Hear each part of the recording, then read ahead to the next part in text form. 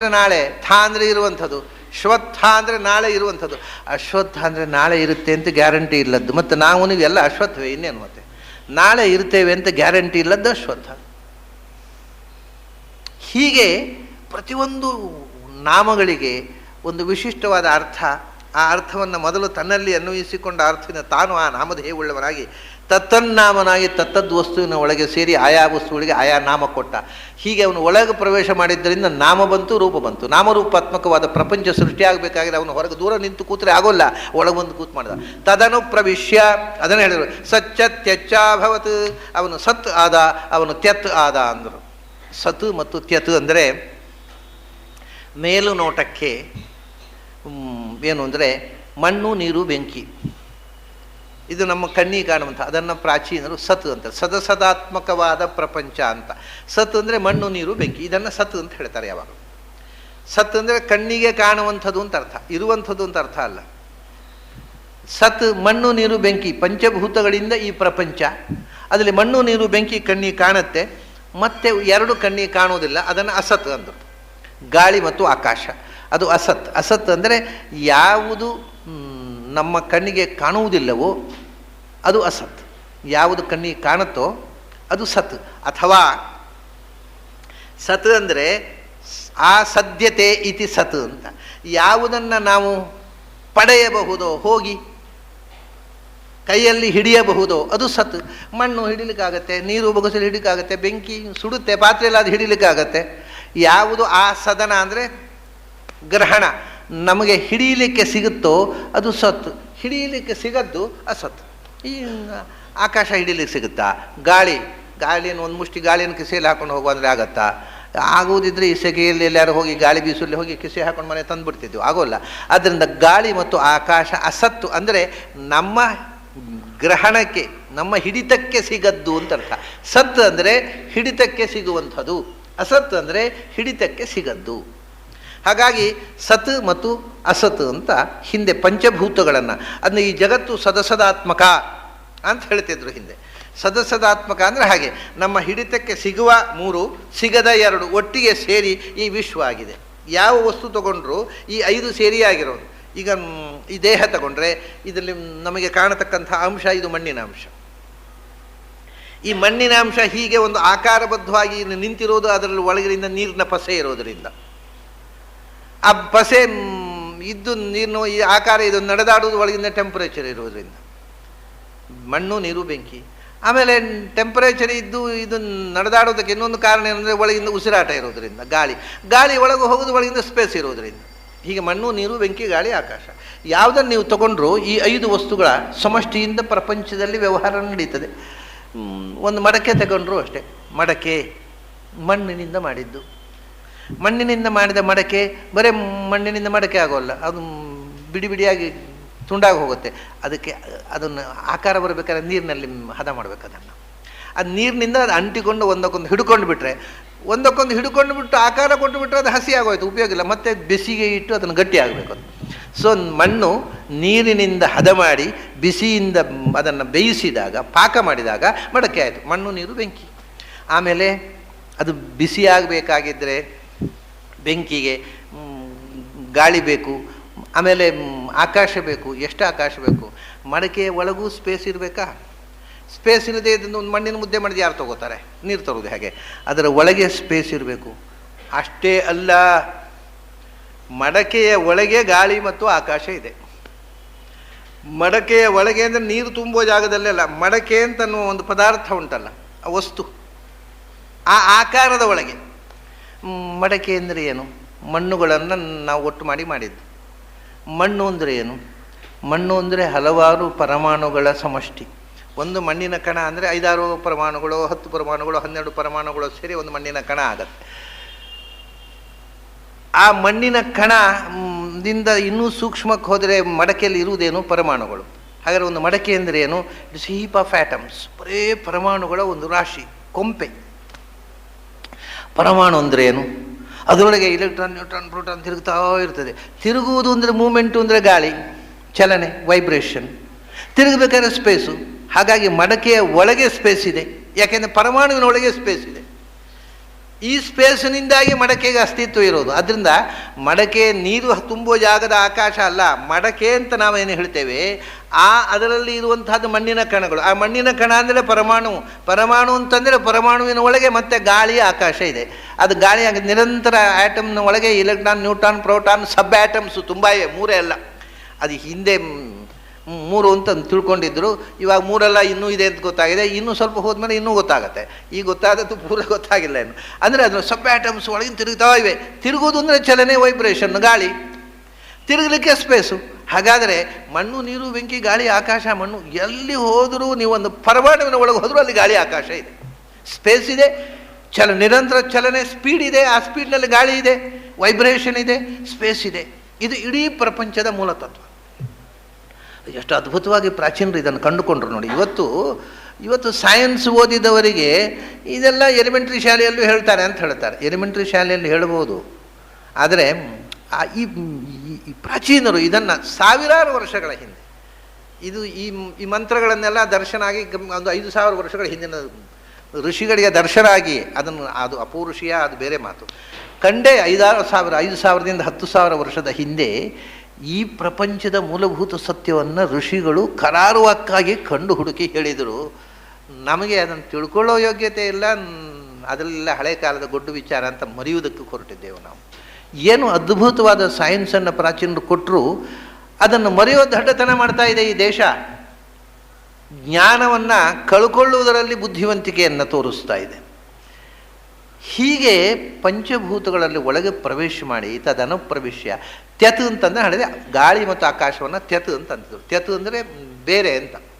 ಸತ್ ಅಂದರೆ ಕೈಗೆ ಸಿಗುವಂಥದ್ದು, ತ್ಯತ್ ಅಂದರೆ ಬೇರೆ ಸಿಗದ್ದು ಅಂದರೆ ಗಾಳಿ, ಆಕಾಶ. ಇದು ಸ್ಥೂಲವಾದ ಅರ್ಥ. ಇದಕ್ಕಿಂತ ಸೂಕ್ಷ್ಮವಾದಂಥ ಒಂದು ಅರ್ಥ ಇದೆ, ಅದನ್ನು ಮುಂದೆ ಹೇಳ್ತೇನೆ ನಾನು.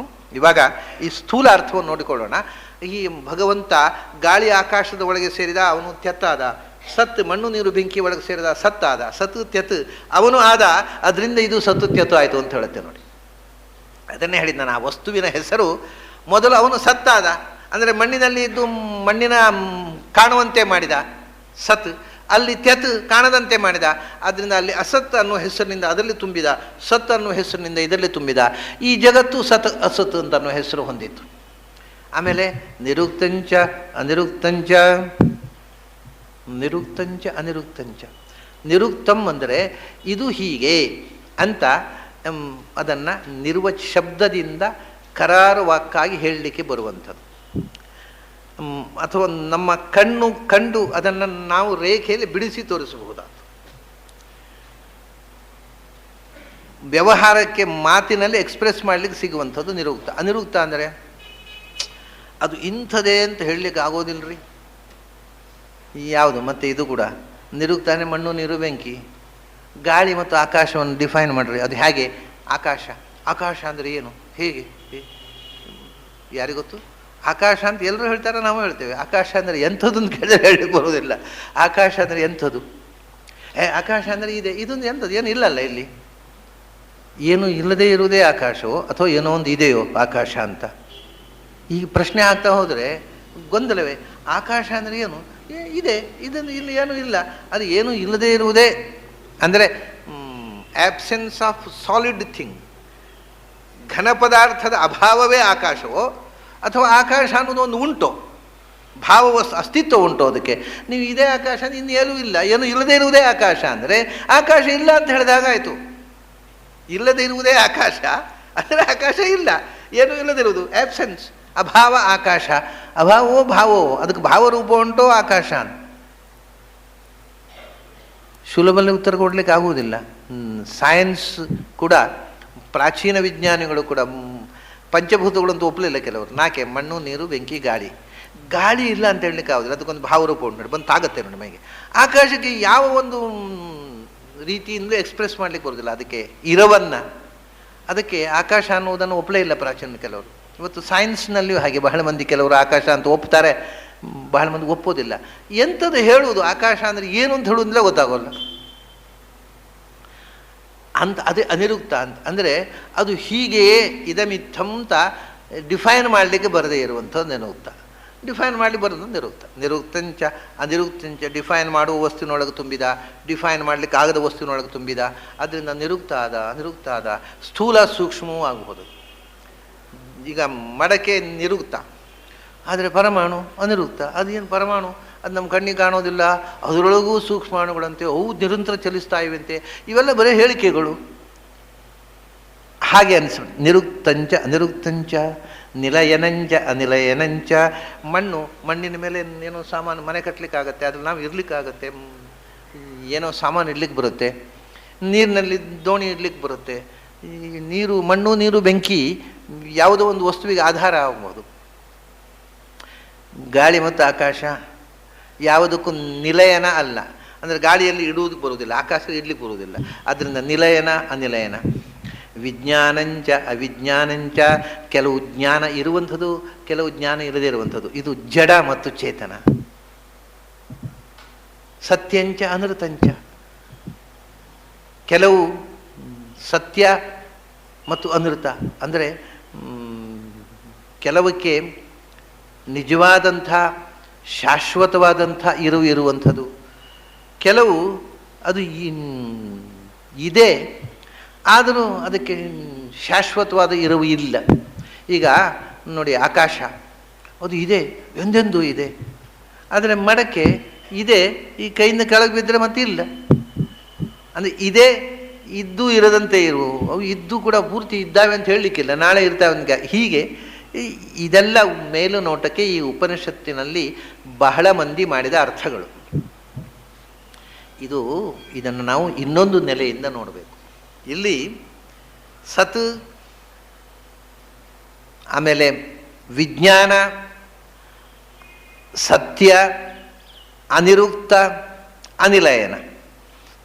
ನಿರುಕ್ತ, ಅನಿಲಯನ, ಇದು ಈ ಶಬ್ದಗಳನ್ನು ಬೇರೆ ಒಂದು ರೀತಿಯಿಂದ ನೋಡಬೇಕೆ ನಾವು. ಭಗವಂತನ ಹೆಸರು ಇದು ಹೇಗೆ ಅಂತ. ಇದೆಲ್ಲ ಭಗವಂತನ ಹೆಸರಾಯಿತು. ಆಮೇಲೆ ಇದೆಲ್ಲ ತುಂಬಿದ ಅಂತ. ಭಗವಂತನಿಗೆ ಸತ್ ಅಂದರೆ ಯಾಕೆ ಹೆಸರು? ತ್ಯತ್ ಅಂದರೆ ಯಾಕೆ ಹೆಸರು? ತ್ಯತ್ ಅಂದರೆ ತನೋತಿ ಯಮಯತಿ ಚೇತಿ ತ್ಯತ್, ಎಲ್ಲ ಕಡೆಯೂ ವ್ಯಾಪಿಸಿ ಎಲ್ಲವನ್ನೂ ನಿಯಂತ್ರಿಸುವುದಂಥದ್ದು ಅರ್ಥ ತ್ಯತ್ ಅನ್ನೋದಕ್ಕೆ. ತ್ಯತ್ ಅಂದರೆ ತಾ ಪ್ಲಸ್ ಯತ್.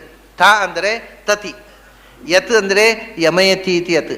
ಎಲ್ಲ ಕಡೆಯೂ ತುಂಬಿ ಎಲ್ಲವನ್ನು ನಿಯಂತ್ರಿಸುವಂಥದ್ದು ತ್ಯತ್. ಅಂಥ ಶಕ್ತಿಗಳು ಕೆಲವಿವೆ ಪ್ರಪಂಚದಲ್ಲಿ. ಕೆಲವು ಸತ್. ಸತ್ ಅಂದರೆ ಗ್ರಹಣಕ್ಕೆ ಸಿಗುವಂಥದ್ದು, ನಾಶಕ್ಕೆ ಒಳಪಡುವಂಥದ್ದು ಮತ್ತು ಚಲನಶೀಲವಾದದ್ದು. ವಿಶರಣ, ಗತಿ, ಅವಸಾದ ಅಂತ. ಒಂದು ಅವಸಾದ, ನಾಶವಾಗುವಂಥದ್ದು ಸತ್. ಇನ್ನೊಂದು ಗತಿ, ಚಲನಶೀಲ, ಅಂದರೆ ಸ್ಥಿರ ಅಲ್ಲ, ಚಂಚಲವಾದದ್ದು ಸತ್. ಆಮೇಲೆ ನಾಶವಾಗುವಂಥದ್ದು, ಗ್ರಹಣಕ್ಕೆ ಸಿಗುವಂಥದ್ದು, ನಮ್ಮ ಗ್ರಹಣಕ್ಕೆ ಸಿಗುವಂಥದ್ದು, ಅದು ಸತ್. ಆದರೆ ಭಗವಂತ ನಮ್ಮ ಗ್ರಹಣಕ್ಕೆ ಸಿಗೋದಿಲ್ಲ, ನಾಶ ಆಗುವುದಿಲ್ಲ, ಅವನು ಚಂಚಲ ಆಗುವುದಿಲ್ಲ. ಅವನಿಗೆ ಸತ್ ಅಂತ ಯಾಕೆ ಹೆಸರು ಬಂತು? ಭಗವಂತನ ಹೇಳ್ತೇವಲ್ಲ, ಸಚ್ಚಿದಾನಂದ ಸ್ವರೂಪ ಅಂತ. ಸತ್ ಅನ್ನೋದು ಮೂಲತಃ ಭಗವಂತನ ಹೆಸರು. ಸತ್ ಅನ್ನೋದಕ್ಕೆ ಮೂಲಭೂತವಾದ ಅರ್ಥ ನಿರ್ದುಷ್ಟವಾದದ್ದು ಅಂತ. ನಿರ್ದುಷ್ಟ, ಭಗವಂತ ಸಚ್ಚಿದಾನಂದ ಅನ್ನುವಲ್ಲಿ ಸತ್ ಅಂದರೆ ಏನು? ನಿರ್ದುಷ್ಟವಾದ ಜ್ಞಾನಾನಂದ. ಅದು ಚಿತ್ ಆನಂದ, ಸತ್ ನಿರ್ದುಷ್ಟವಾದದ್ದು. ನಿರ್ದುಷ್ಟವಾದ ಜ್ಞಾನಾನಂದ. ಯಾಕೆಂದರೆ ನಮ್ಮಲ್ಲಿ ಜ್ಞಾನ ಇದೆ, ಆದರೆ ಭಾರಿ ಅಜ್ಞಾನವೂ ಉಂಟ್ರಿ. ಅಜ್ಞಾನದಿಂದ ದುಷ್ಟವಾದ ಜ್ಞಾನ ನಮ್ಮದು. ಈಗ ಜ್ಞಾನ ಉಂಟು, ಇನ್ನೊಂದು ಗಂಟೆ ನಾಳೆ ಮರೆತು ಹೋಗುತ್ತೆ. ಹಾಗಾದರೆ ಅದಕ್ಕೆ ನಾಶ ಉಂಟು. ನಾಶವುಳ್ಳ, ನಾಶರೂಪವಾದ ದೋಷವುಳ್ಳ ಜ್ಞಾನ ನಮ್ಮದು. ಅಜ್ಞಾನದಿಂದ ದುಷ್ಟವಾದ ಜ್ಞಾನ ನಮ್ಮದು. ಮತ್ತು ನಮ್ಮ ಜ್ಞಾನ ಸೀಮಿತ, ಅಲ್ಪತ್ವ ರೂಪವಾದ ದೋಷವುಳ್ಳ ಜ್ಞಾನ ನಮ್ಮದು. ಆದ್ದರಿಂದ ನಮ್ಮದು ಸತ್ ಜ್ಞಾನ ಅಲ್ಲ, ಅವನು ಸತ್. ಅವನ ಜ್ಞಾನ, ಅದಕ್ಕೆ ಕೊನೆ ಇಲ್ಲ, ತುದಿ ಇಲ್ಲ, ಬುಡ ಇಲ್ಲ, ಅಲ್ಪತ್ವ ದೋಷ ಇಲ್ಲ, ಅಜ್ಞಾನದ ಜತೆಗೆ ಇಲ್ಲ. ಅದು ಜ್ಞಾನ ಅಂದರೆ ಪೂರ್ಣ ಜ್ಞಾನ. ಆದ್ದರಿಂದ ಅದು ಸತ್. ಹಾಗೆ ಆನಂದ, ನಮ್ಮ ಆನಂದ ಇದೆ, ಅದಕ್ಕಿಂತಲೂ ದುಃಖ ಜಾಸ್ತಿ ರೀ ಎಂತೇವೆ ನಾವು. ಆನಂದಕ್ಕಿಂತ ಏನೋ ಒಂದು 5 ನಿಮಿಷ ಸುಖ ಆಯಿತು ಅಂದರೆ ಅದು 5 ಗಂಟೆ ದುಃಖ ಪಡಬೇಕಾಗತ್ತೆ ಸ್ವಾಮಿ. ಆ 5 ಗಂಟೆ ದುಃಖ ಪಟ್ಟದಕ್ಕೆ 5 ನಿಮಿಷ ಸುಖ ಆಯಿತು ಅಂತ ಹಾರಾಡ್ತೇವೆ ನಾವು. ನಮ್ಮ ಸುಖ ದುಃಖದಿಂದ ದುಷ್ಟವಾಗಿದೆ ಮತ್ತು ನಮ್ಮ ಸುಖ ಈಗಿದ್ದ ಇನ್ನೊಂದು ಕ್ಷಣದಲ್ಲಿಲ್ಲ, ನಾಶ ಆಗತ್ತೆ. ನಶ್ವರವಾದ ದುಃಖದಿಂದ ಕೂಡಿದ ಮತ್ತು ಅಲ್ಪವಾದ ಸುಖ, ಇದು 3 ದೋಷಗಳು. ಜ್ಞಾನದಲ್ಲಿಯೂ ಹಾಗೆ, ಸುಖದಲ್ಲಿಯೂ. ಅವನದ್ದು ಅನಂತವಾದ ಸುಖ, ನಾಶವಿಲ್ಲದ ಸುಖ, ದುಃಖದ ಸ್ಪರ್ಶವಿಲ್ಲದ ಸುಖ. ಅದರಿಂದ ಅದು ಸತ್. ಹೀಗೆ ಯಾವುದೇ ಗುಣ, ದೋಷದ ಸ್ಪರ್ಶವಿಲ್ಲದ ಗುಣ ಇರುವಂಥ ಸ್ಥಿತಿಗೆ ಸತ್ ಅಂತಂತಾರೆ. ಭಗವಂತ ನಿರ್ದುಷ್ಟ, ಆದ್ದರಿಂದ ಅವನು ಸತ್. ಆದರೆ ಈ ಜಗತ್ತನ್ನು ಸತ್ತು ಮಾಡಿದ, ಯಾಕೆ? ಇದಕ್ಕೆ ಅವಸಾದ ನಾಶರೂಪವಾದಂಥ ಇರವನ್ನು ಕೊಟ್ಟ. ಮತ್ತು ಅಷ್ಟೇ ಅಲ್ಲ, ಸಾಧಯತೀತಿ ಸತ್, ಇದನ್ನು ಸತ್ ಮಾಡಿದವನು ಅವನು. ಸತ್ ಅನ್ನೋದಕ್ಕೆ 2 ಅರ್ಥ. ಒಂದು ಗ್ರಹಣಕ್ಕೆ ಸಿಗುವಂಥದ್ದು ಮತ್ತು ಗ್ರಹಣಕ್ಕೆ ಸಿಗುವಂತೆ ಮಾಡಿದವನು, ಅವನು ಸತ್ತೆ. ಈ ಮಣ್ಣು ನೀರು ಬೆಂಕಿ ನಮ್ಮ ವ್ಯವಹಾರಕ್ಕೆ ಸಿಗುವಂತೆ ಮಾಡಿದವನು ಯಾರೋ ಅವನು ನಿಜವಾದ ಸತ್. ಅವನು ಒಳ ಕೂತದ್ರಿಂದ ಇದು ವ್ಯವಹಾರಕ್ಕೆ ಸಿಕ್ಕಿತು, ಗ್ರಹಣಕ್ಕೆ ಸಿಕ್ಕಿತು. ಹೀಗೆ ಭಗವಂತ ಸಚ್ಛಬ್ದ ವಾಚ್ಯನಾಗಿ ಪ್ರಪಂಚದಲ್ಲಿ ತುಂಬಿದ, ಅತ್ಯತ್ ಶಬ್ದ ವಾಚ್ಯನಾಗಿ ಪ್ರಪಂಚದಲ್ಲಿ ತುಂಬಿದ. ಯಾವ ಪ್ರಪಂಚ? ಇದು ನಾವು ಮೊದಲು ದೇವತಾ ಪರವಾಗಿ ಎಲ್ಲ ಶಬ್ದಗಳನ್ನು ದೇವತಾ ಪರವಾಗಿ ನೋಡಬೇಕು. ತ್ಯತ್ ಅಂದರೆ ಪರಶುಕ್ಲತ್ರಯ ಅಂತ ಶಾಸ್ತ್ರ ಹೇಳ್ತಾರೆ. ಶುದ್ಧವಾದ ಚೇತನ, ಒಂದು ಲಕ್ಷ್ಮೀದೇವಿ ಮತ್ತು ಪ್ರಾಣತತ್ವ, ಇದು ಶುಕ್ಲದಲ್ಲಿ ಸೇರುವಂಥದ್ದು. ಲಕ್ಷ್ಮೀ ಮತ್ತು ಪ್ರಾಣತತ್ವ ಪರಶುಕ್ಲದಲ್ಲಿ ಸೇರುವಂಥದ್ದು. ಈ ತ್ಯತ್ ಉಂಟಲ್ಲ, ಎಲ್ಲ ಕಡೆ ತುಂಬಿ ಎಲ್ಲವನ್ನು ನಿಯಂತ್ರಿಸುವಂಥ ಶಬ್ದವಾಚ್ಯನಾದ ಭಗವಂತ ತುಂಬಿರುವುದೆಲ್ಲಿ ಅಂದರೆ ಆ 2ರಲ್ಲೇ, ಶ್ರೀತತ್ವದಲ್ಲಿ ಮತ್ತು ಪ್ರಾಣ. ಶ್ರೀತತ್ವವೂ ಕೂಡ ಎಲ್ಲ ಕಡೆ ತುಂಬಿದೆ, ಎಲ್ಲವನ್ನು ನಿಯಂತ್ರಿಸುವಂಥದ್ದು. ಪ್ರಾಣ ಎಲ್ಲ ಕಡೆ ಪ್ರಾಣತತ್ವ ತುಂಬಿದೆ, ಎಲ್ಲ ಜೀವಕೋಟಿಯನ್ನು ನಿಯಂತ್ರಿಸುವಂಥದ್ದು. ಅದರಿಂದ ತ್ಯತ್ ಅನ್ನುವ ಹೆಸರು ಹೊತ್ತು ಭಗವಂತ ಶ್ರೀತತ್ವದಲ್ಲಿ ತುಂಬಿದ, ಪ್ರಾಣತತ್ವದಲ್ಲಿ ತುಂಬಿದ. ಉಳಿದದ್ದೆಲ್ಲ ಸತ್. ಅದು ಬಿಟ್ಟರೆ ಕ್ಷರ, ಕ್ಷರ ಸರ್ವಾಣಿ ಭೂತಾನಿ ಕೂಟಸ್ಥೋಕ್ಷರ ಉಚ್ಚಯ ಸರ್ವಾಣಿ ಭೂತಾನಿ ಸತ್. ಸತ್ ಅಂದರೆ ಅಕ್ಷರ, ನಾಶವಾಗುವಂಥದ್ದು, ಅದೆಲ್ಲವೂ ಸತ್. ಅಂದರೆ ಪ್ರಪಂಚದಲ್ಲಿ ಬ್ರಹ್ಮಾದಿ ಸಮಸ್ತ ಜೀವಜಾತವೂ ಸತ್. ಅದು ಬ್ರಹ್ಮದೇವರು ಕೂಡ ಒಂದು ದಿವಸ ಸಾಯಲೇಬೇಕಲ್ಲ. ಬ್ರಹ್ಮ ಪದವಿ ಮುಗಿದು ಮೋಕ್ಷಕ್ಕೆ ಹೋಗುವಾಗ ದೇಹತ್ಯಾಗ ಮಾಡಲೇಬೇಕಲ್ಲ. ಅವರು ತುಂಬ ಕಾಲ ಬದುಕ್ತಾರೆ ಅಂತ. ಆದರೆ ವಾಯುರನಿಲಂ ಅಮೃತಂ ಅಥೇದಂ ಭಸ್ಮಾಂತಂ ಶರೀರಂ, ವಾಯು ಪ್ರಾಣದೇವರು ಬ್ರಹ್ಮದೇವರ ಶರೀರ ಕೂಡ ಒಂದು ದಿವಸ ಭಸ್ಮ ಆಗಲೇಬೇಕು, ಸಶರೀರಾಗಿ ಮೋಕ್ಷಕ್ಕೆ ಹೋಗುವಾಗಿಲ್ಲ. ಆದ್ದರಿಂದ ಇವರೆಲ್ಲರೂ ಯಾರು ಸತ್ತು ಹೋಗ್ತಾರೋ ಅವರೆಲ್ಲ ಸತ್ತು. ಅದೇ ಸುಲಭದಲ್ಲಿ ನಿರ್ವಚನ ಹೇಳೋದಾದರೆ ಸತ್ತು ಹೋಗುವವರೆಲ್ಲ ಸತ್ತು, ಸತ್ತು ಹೋಗದವರೆಲ್ಲ ತ್ಯತ್ತು. ಹಾಗಾಗಿ ಬ್ರಹ್ಮಾದಿ ಸಮಸ್ತ ಜೀವಜಾತವೂ ಕೂಡ ಉಂಟಲ್ಲ, ಅದರಲ್ಲಿ ಒಂದು ಎಕ್ಸೆಪ್ಷನ್ ಚತುರ್ಮುಖ ಪ್ರಾಣದೇವರಿಗೆ ಬೇಕಾದ್ರೆ. ಯಾಕಂದರೆ ಜೀವವನ್ನು ನಿಯಂತ್ರಿಸುವ ಜೀವಕಲಾ ಅಭಿಮಾನಿಗಳು, ಅವನು ಬಿಟ್ಟುಬಿಟ್ರೆ ಉಳಿದವರೆಲ್ಲ ಸತ್ತುಗಳು. ಅದನ್ನು ನಿಯಂತ್ರಿಸ್ತಕ್ಕಂಥ ಚತುರ್ಮುಖ ಪ್ರಾಣತತ್ವ ಮತ್ತು ಶ್ರೀತತ್ವ, ಅದು ತ್ಯತ್. ಅದು ಎಲ್ಲ ಕಡೆಯೂ ತುಂಬಿ ಎಲ್ಲವನ್ನು ನಿಯಂತ್ರಿಸುವಂಥದ್ದು. ಹೀಗೆ ತಾನು ಸತ್ ತ್ಯತ್ ಆಗಿ ಶ್ರೀತತ್ವದಲ್ಲಿ ಪ್ರಾಣತತ್ವ, ಚತುರ್ಮುಖದಲ್ಲಿ ತ್ಯತ್ ಶಬ್ದದಿಂದ ತುಂಬಿದ, ಸಮಸ್ತ ಜೀವಜಾತ ಸಮಸ್ತ ಪ್ರಪಂಚದಲ್ಲಿ ಸತ್ ಶಬ್ದದಿಂದ ತುಂಬಿದ. ಹಾಗಾಗಿ ಇದೆಲ್ಲವೂ ಒಂದು ದಿವಸ ಸಾಯಬೇಕು. ಯಾಕೆಂದರೆ ಸತ್ ಶಬ್ದದಿಂದ ತುಂಬಿದ, ಇದು ನಶ್ವರವಾದಂಥ ಈ ಅರ್ಹತೆಯನ್ನು ಇದಕ್ಕೆ ಕೊಟ್ಟ. ಅವರಿಗೆ ನಾಶವಿಲ್ಲದ ತ್ಯತ್ ಶಬ್ದ ವಾಚ್ಯರಾಗಿ ಅವರೊಳಗೆ ತುಂಬಿದ, ಅವರು ನಾಶವಿಲ್ಲದೆ ಎಲ್ಲವನ್ನು ನಿಯಮಿಸುವರಾದರು. ಸತ್ಯತ್ಯಚ್ಚಾಭವತ್ ನಿರುಕ್ತಂಚ ನಿರುಕ್ತಂಚ. ಹಾಗೆಯೇ ನಿರುಕ್ತಂಚ ಅನಿರುಕ್ತಂಚ, ನಿರ್ವಚನ ಮಾಡಲಿಕ್ಕೆ ಬರುವಂಥದ್ದು ಅದೇ ಅನಿರುಕ್ತ. ಯಾವುದು ತ್ಯತೋ ಅದು ಅನಿರುಕ್ತ. ಪ್ರಾಣತತ್ವ ಮತ್ತು ಶ್ರೀತತ್ವ ಅದು ಮನುಷ್ಯನ ಲೌಕಿಕ ಪ್ರಪಂಚದಲ್ಲಿ ಇದಮಿತ್ತಂತ ತೀರ್ಮಾನ ಮಾಡಲಿಕ್ಕೆ ಗೋಚರವಾಗುವಂಥ ಸಂಗತಿ ಅಲ್ಲ. ಅದರಿಂದ ಅದು ಅನಿರುಕ್ತ. ಅದರ ನಂತರ ಇರತಕ್ಕಂಥ ಸಮಸ್ತ ಜೀವಜಾತ, ಚೇತನಾತ್ಮಕವಾದ ಪ್ರಪಂಚ ಅದು ನಿರುಕ್ತ, ನಿರ್ವಚನೆಗೆ ಒಳಪಡುವಂಥದ್ದು. ಒಬ್ಬೊಬ್ಬರು ಒಂದೊಂದು ರೀತಿ ನಿರ್ವಚನ ಮಾಡ್ಬೋದು, ಅವರವರ ಕೆಪಾಸಿಟಿ ಇರ್ತಕ್ಕಂಥ. ಅಂತೂ ಇಟ್ ಕ್ಯಾನ್ ಬಿ ಡಿಫೈನ್ಡ್. ಆದರೆ ಅನ್ಡಿಫೈನಬಲ್ ಆಗಿರತಕ್ಕಂಥದ್ದು ಯಾವುದು ಅಂದರೆ ಪ್ರಾಣತತ್ವ ಮತ್ತು ಶ್ರೀತತ್ವ, ಅದು ಅನಿರುಕ್ತ, ಅದು ನಿರ್ವಚನೆಗೆ ಸಿಗದಂಥದ್ದು. ಈ ಇಡೀ ಜಗತ್ತು ನಿರ್ವಚನೆಗೆ ಸಿಗುವಂಥದ್ದು ನಿರುಕ್ತ. ಆಮೇಲೆ ನಿಲಯನಂಚ ನಿಲಯನಂಚ, ಇಲ್ಲಿ ತಿರುಮ ಎಲ್ಲ ಜಗತ್ತಿಗೆ ನಿಲಯನ ಅವರು ಶ್ರೀತತ್ವ. ಯಾಕೆಂದರೆ ಮೂಲ ಪ್ರಕೃತಿ, ಪ್ರಕೃತಿಯಿಂದ ಇಡೀ ಪ್ರಾಕೃತ ಪ್ರಪಂಚ ಹುಟ್ಟಿದ್ದು. ಜಗತ್ತಿನ ತಾಯಿ ಅವಳು, ಎಲ್ಲ ಜಗತ್ತಿಗೆ ನಿಲಯನ, ನೆಲೆ, ಆಶ್ರಯ. ಪ್ರಾಣತತ್ವವು ಇಡೀ ಜೀವಜಾತಕ್ಕೆ ಆಶ್ರಯ. ಆದ್ದರಿಂದ ಆ ತತ್ವ ಯಾವುದು ತ್ಯತ್ ಅಂತ ಹೇಳಿದೆವೋ ಅದು ನಿಲಯನ, ಎಲ್ಲಕ್ಕೂ ನೆಲೆ. ನಿಲಯನ ಅಂದರೆ ನೆಲೆ, ಆಶ್ರಯ. ಉಳಿದದ್ದು ನ ನಿಲಯನಂ, ಇನ್ಯಾವುದಕ್ಕೂ ಇದೇ ಇನ್ನೊಂದು ಆಶ್ರಯದಲ್ಲಿ ಇರುವಂಥದ್ದು, ಇದಿನ್ಯಾವುದಕ್ಕೂ ಆಶ್ರಯ ಹಾಗಾಗುತ್ತೆ. ಉಳಿದ ಸಮಸ್ತ ಚೇತನಾತ್ಮಕವಾದ ಪ್ರಪಂಚ ಅದು ಇನ್ನೊಂದಕ್ಕೆ ಆಶ್ರಯ ಅಲ್ಲ, ಇನ್ನೊಂದನ್ನು ಆಶ್ರಯಿಸಿಕೊಂಡಿರುವಂಥದ್ದು. ಅದರಿಂದ ಅನಿಲಯನ. ಹಾಗೆಯೇ ವಿಜ್ಞಾನಂಚ ಆ ಜ್ಞಾನದ ವಿಶಿಷ್ಟವಾದ ಸ್ಥಿತಿ. ವಿಜ್ಞಾನ ಅಂತಂದರೆ ಪೂರ್ಣವಾದಂಥ ಜ್ಞಾನ ಅರಳಿದ ಸ್ಥಿತಿ. ಭಗವಂತನ ಜ್ಞಾನ ಅದು ಅತ್ಯಂತ ಪರಿಪೂರ್ಣ, ಅದು ಬಿಟ್ಟುಬಿಡಿ. ಆದರೆ ಜೀವಕೋಟಿಯಲ್ಲಿ ಪೂರ್ಣವಾದ ಜ್ಞಾನ ವಿಕಾಸ ಇರುವುದು ಪ್ರಾಣತತ್ವದಲ್ಲಿ. ಅನಂತರ ಭಗವಂತನ ಅನಂತರ ನಿಜವಾಗಿರುವುದು ಶ್ರೀತತ್ವದಲ್ಲಿ. ಆ ಶ್ರೀತತ್ವ ಮತ್ತು ನಾರಾಯಣ ತತ್ವವನ್ನು ಬಿಟ್ಟರೆ ಪೂರ್ಣ ವಿಕಾಸ ಇರುವುದು ಪ್ರಾಣತತ್ವದಲ್ಲಿ. ಅದರಿಂದ ಅದು ವಿಜ್ಞಾನ ಅಂತ. ಜ್ಞಾನದ ಪೂರ್ಣ ವಿಕಾಸ. ವಿಜ್ಞಾನ ಅಂದರೆ ವಿಕಾಸಗೊಂಡ ಜ್ಞಾನ, ವಿಶಿಷ್ಟ ಜ್ಞಾನ. ಪೂರ್ಣ ವಿಕಾಸಗೊಂಡ ಜ್ಞಾನ ಜೀವಕೋಟಿಯಲ್ಲಿರುವುದು ಪ್ರಾಣತತ್ವದಲ್ಲಿ ಮಾತ್ರ. ಅದು ಮತ್ತೆ ಜಗತ್ತಿನ ಮೂಲ ಶಕ್ತಿಯಾಗಿರತಕ್ಕಂಥ ಮಾತೃಶಕ್ತಿಯಾದಂಥ ಪ್ರಕೃತಿಯಲ್ಲಿ ಅದು ವಿಜ್ಞಾನ. ವಿಜ್ಞಾನ ಶಬ್ದ ವಾಚ್ಯನಾಗಿ ಅವರೊಳಗೆ ತುಂಬಿದ. ಮತ್ತು ಉಳಿದವರೆಲ್ಲ ಅವಿಜ್ಞಾನಂ, ವಿಜ್ಞಾನಂ ನ ವಿದ್ಯತೆ. ಈ ತಿಳಿಗೇಡಿತನ ತುಂಬಿದ ಜಗತ್ತು. ಜಡದಲ್ಲಿ ಜ್ಞಾನವೇ ಇಲ್ಲ, ಮನುಷ್ಯರಲ್ಲಿ ವಿಜ್ಞಾನ ಇಲ್ಲ, ವಿಶಿಷ್ಟವಾದ ಜ್ಞಾನ ಇಲ್ಲ, ಅಲ್ಪಜ್ಞಾನ. ಆದ್ದರಿಂದ ಇಡೀ ಪ್ರಪಂಚ ಅವಿಜ್ಞಾನ ಅಂದರು. ವಿಜ್ಞಾನದಿಂದ ಒಳಗೂಡಿದ್ದಲ್ಲ, ಅಂಥ ಪ್ರಪಂಚದೊಳಗೆ ಅವಿಜ್ಞಾನ ಶಬ್ದವಾಚ್ಯನಾಗಿ ಭಗವಂತ ತುಂಬಿದ. ಅಲ್ರಿ, ಈಗ ಭಗವಂತನಿಗೂ ವಿಜ್ಞಾನ ಇಲ್ಲ ಅಂತ ಆಯ್ತಲ್ಲ, ಭಗವಂತನ ಹೆಸರಲ್ವ ಇದು. ನಿರುಕ್ತ ಅನಿರುಕ್ತ.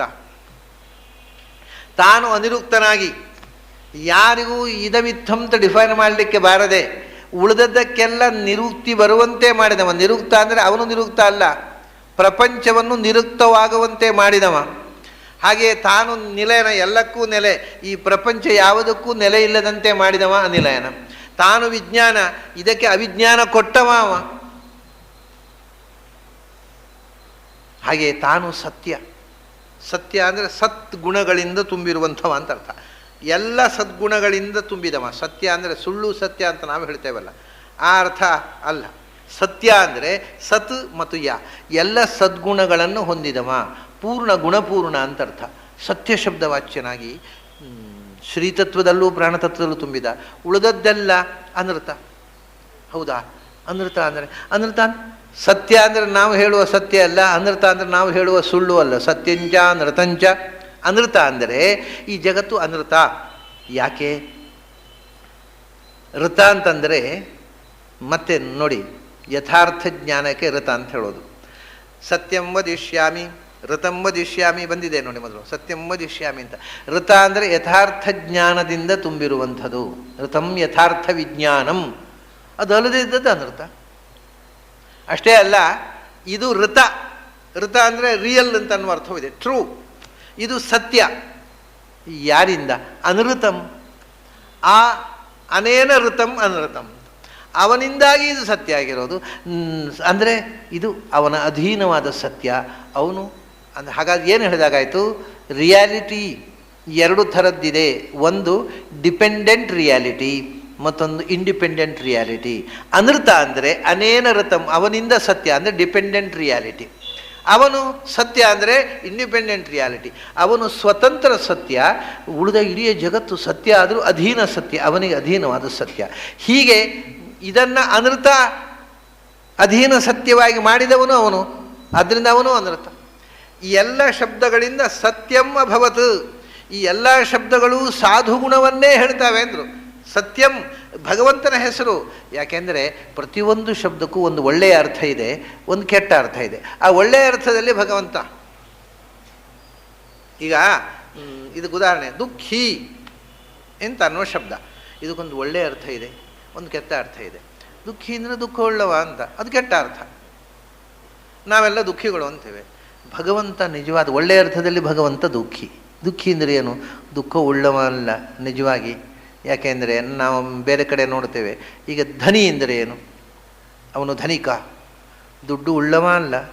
ಯಾಕೆಂದರೆ ಶ್ರೀಮಂತನ ದುಡ್ಡು ಡ್ರೈವರ್ ಹತ್ರ ಇರ್ತದೆ, ಅವನು ಧನಿ ಅಲ್ಲ. ಹೀ ಹೂ ಹ್ಯಾಸ್ ಮನಿ ಅಲ್ಲ, ಹೀ ಹೂ ಓನ್ಸ್ ಮನಿ. ಅವನು ಧನಿಕ ಅಂದರೆ ದುಡ್ಡು ಉಳ್ಳವ ಅಲ್ಲ. ದುಡ್ಡು ಬ್ಯಾಂಕಿನಲ್ಲಿರ್ತದೆ, ಡ್ರೈವರ್ ಕೈಯಲ್ಲಿರ್ತದೆ, ಕೆಲಸವ್ರ ಕೈಯಲ್ಲಿರುತ್ತೆ. ದುಡ್ಡು ಉಳ್ಳವರೆಲ್ಲ ಧನಿಕರಲ್ಲ, ದುಡ್ಡಿನ ಒಡೆಯ ಅಂತ ಅರ್ಥ. ದುಡ್ಡಿನ ಒಡೆತನ ಇವನು ಯಾರ ಕೈಯಲ್ಲಿದ್ದರೆ ಇವನು ಹೇಳಿದ್ರೆ ಖರ್ಚು ಮಾಡುವಂಗಿಲ್ಲ ಅದು. ಹಾಗಾದ್ರೆ ದುಃಖ ಉಳ್ಳವ ಅಲ್ಲ, ದುಃಖದ ಒಡೆಯ ಯಾರು? ನಾವ ಒಡೆಯರಾಗದೆ ಬಾರದಾಗ ಮಾಡ್ತಿದ್ದೆವು. ನಾವಲ್ಲ, ಭಗವಂತನೇ ದುಃಖಿ. ಇದು ಪ್ರತಿಯೊಂದು ಶಬ್ದಕ್ಕೆ ಒಂದು ಒಳ್ಳೆಯ ಮೀನಿಂಗ್ ಇದೆ, ಒಂದು ಕೆಟ್ಟ ಮೀನಿಂಗ್ ಇದೆ. ಆ ಒಳ್ಳೆಯ ಮೀನಿಂಗು ಭಗವಂತರಿಗೆ ಅನ್ವಯವಾಗುತ್ತೆ. ಎಲ್ಲ ಶಬ್ದಗಳು ಭಗವಂತನ ಹೆಸರಾಗಿ ಬಿಡ್ತಾರೆ. ಹಾಗೆ ಈ ಎಲ್ಲ ಶಬ್ದಗಳು ಸತ್ಯಮ್ಮ ಭವತು, ಸಾಧು ಗುಣಪೂರ್ಣನಾದ ಭಗವಂತನನ್ನು ಹೇಳುವಂಥದ್ದು. ಸತ್ ಅಂದರೆ ಸತ್ತು ಹೋಗುವಂಥದ್ದು ಒಂದು ನಮ್ಮ ಅರ್ಥ. ಅವನಿಗೆ ನಮಗೆ ಸಾವು ಕೊಟ್ಟವ, ಆದ್ದರಿಂದ ಸತ್. ಹಾಗಾದರೆ ಸೃಷ್ಟಿ ಸ್ಥಿತಿಯ ಜೊತೆಗೆ ಒಂದು ಹೊಸ ಮುಖ ಬಂತೀಗ. ಸೃಷ್ಟಿ ಸ್ಥಿತಿ ಅಷ್ಟೇ ಅಲ್ಲ, ಜ್ಞಾನ ಕೊಡುವವನು ಅವನು, ಅಜ್ಞಾನ ಕೊಡುವವನು ಅವನು. ಈ ಶಬ್ದಗಳಿಂದ ಹೊಸ ಸಂಗತಿ ಬಂತೀಗ. ನಮಗೆ ಜ್ಞಾನ ಕೊಡುವವನು ಅವನು, ಅಜ್ಞಾನ ಕೊಡುವವನು ಅವನು, ನಮ್ಮನ್ನು ಸಾವು ಕೊಡುವವನು ಅವನು, ನಮ್ಮನ್ನು ಸರ್ವವಿಧದಿಂದ ನಿಯಂತ್ರಿಸುವವನು ಅವನು, ಬಂಧನ ಕೊಟ್ಟವನು ಅವನು, ಬಿಡುಗಡೆ ಮಾಡುವವನು ಅವನು. ಆದ್ದರಿಂದ ಸತ್ ಅಂದರೆ ವಿಷಾದ, ಬಂಧನ, ಅದು ಇಲ್ಲದೇ ಇರುವಂಥದ್ದು. ಹೀಗೆ ಸೃಷ್ಟಿ ಸ್ಥಿತಿ ಸಂಹಾರ ನಿಯಮನ ಜ್ಞಾನಾಜ್ಞಾನ ಬಂಧ ಮೋಕ್ಷಪ್ರದನಾಗಿ ಎಲ್ಲದರ ಒಳಗೂ ತುಂಬಿ ಎಲ್ಲ ಕಡೆಯೂ ತುಂಬಿ ಅನಂತ ರೂಪಗಳಿಂದ ಅನಂತ ವಸ್ತುಗಳ ಒಳಗೆ ತುಂಬಿ ವಿಶ್ವರೂಪನಾಗಿ ಎಲ್ಲವನ್ನೂ ನಿಯಂತ್ರಿಸುವ ಸರ್ವಸಮರ್ಥನೂ ಸರ್ವಶಬ್ದವಾಚ್ಯನೂ ಆದ ಭಗವಂತ. ಈ ಶಬ್ದಗಳಿಂದ ಅವರು ತಿಳಿಸ್ತಕ್ಕಂಥ ಸಂಗತಿಗಳು ಈ ಅನುಸಂಧಾನದಿಂದ ಭಗವಂತನನ್ನು ತಿಳ್ಕೊಂಡಾಗ ಮುಕ್ತಿ ಸಿಗುತ್ತೆ ಅನ್ನತಕ್ಕಂಥ ಮಾತನ್ನು ಹೇಳ್ತಕ್ಕಂಥ ಘಟ್ಟದ ಜೊತೆಗೆ ಇವತ್ತಿನ ಉಪನಿಷತ್ ಚಿಂತನವನ್ನು ಮುಗಿಸೋಣ. ಓಂ ಸಹನಾವವತು ಸಹನೌ ಭುನಕ್ತು ಸಹ ವೀರ್ಯಂಕರವಾವಹೈ ತೇಜಸ್ವಿನಾವಧೀತಮಸ್ತು ಮಾ ವಿದ್ವಿಷಾವಹೈ. ಓಂ ಶಾಂತಿ ಶಾಂತಿ ಶಾಂತಿ.